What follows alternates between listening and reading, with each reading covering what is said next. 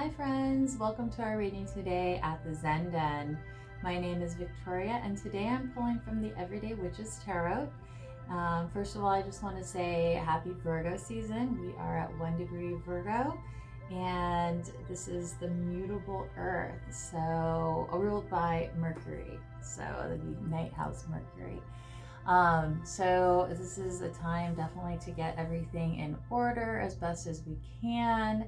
It's a time to get really physical into the nitty-gritty of things, and also body healing. Focus on taking care of the body, taking care of the self. What do you need in your everyday life to feel comfortable and sustained in your body, and all the other kind of daily requirements that are needed.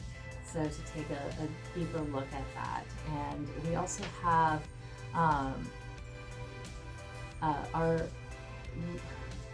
our last quarter of the moon. Right now we're in the waning moon. We're going to have the new moon coming up at the end of this week.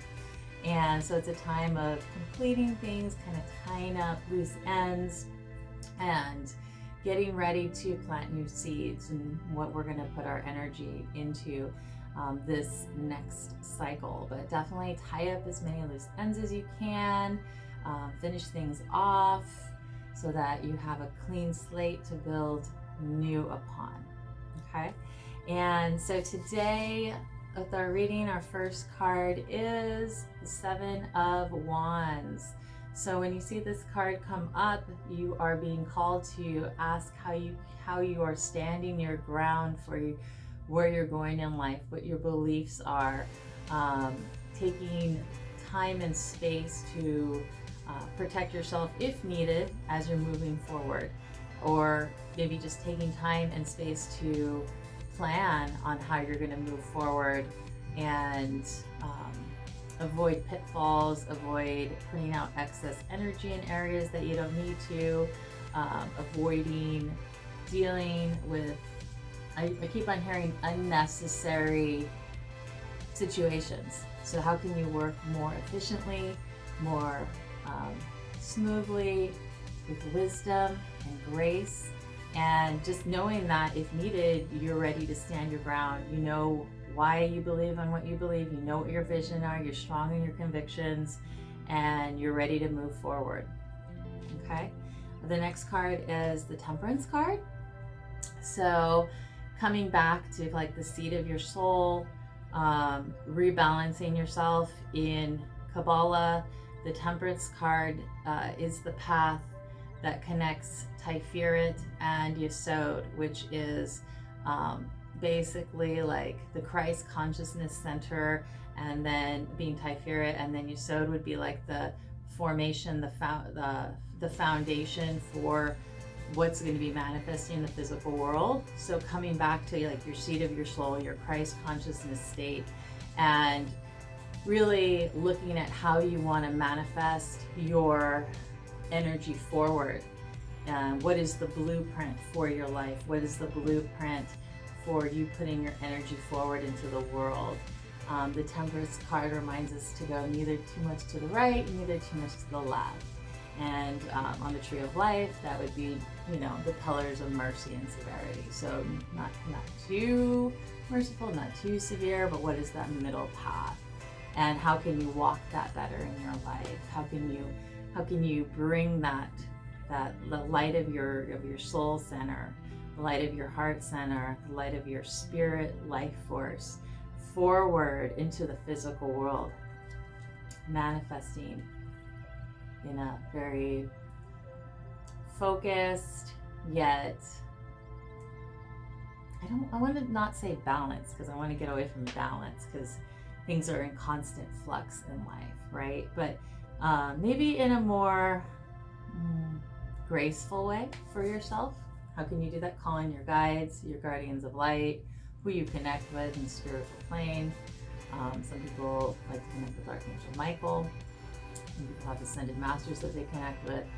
They'll just call it the source within. But calling that on a moment-to-moment basis as you move through life. And the last card is the Queen of Pentacles. So when the Queen of Pentacles comes up, this is a great time for you to take stock and see what you're going to need for the future, what you can start preparing for, and basically like sitting in your sovereignty and really like, okay, how can I create this in my life? How can I be open to receive these gifts in my life? And just really creating that space for that wealth, the prosperity, the foundation for the gifts that are coming in. And with the North Node being in Taurus, of course, this is the great time for that. And making those shifts and changes to bring more of that abundance and prosperity and the things that bring joy to your life, and the things that are going to sustain you as we go forward in the year. And I remind you that we are going to be going into the dark season. We are going to be going into autumn soon, and the days are growing shorter and the nights are growing longer. So we're going to go more into that internal time of life. If you're, of course, in the northern hemisphere, if you're in the southern hemisphere, it's going to be opposite. You're going to be going to the more solar type of life, but time of life, type season of life. But yeah, so we're going to be going into the darker time of life, so more internal. So really taking stock right now on what you need to prepare for, and what harvest you're meant to gather, and what stocks. I see people putting stocks, like putting things away like in pantries, so that you have that for the winter time when things get cold, when there's not anything blossoming and there's no fruit. So have your stocks plenteous. And if you need assistance, if you need help with how to do that, call on your guardians, call on the mighty master within. Put your hand over your heart and ask your heart, what do I need to do to bring forth what I require for my life at this time? And then ask for assistance and ask for protection, and go forward with your life to do so.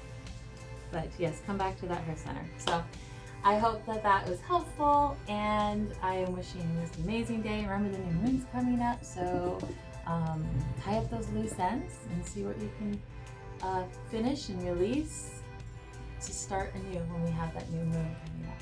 All right, and I will talk to you later. You guys have a wonderful day.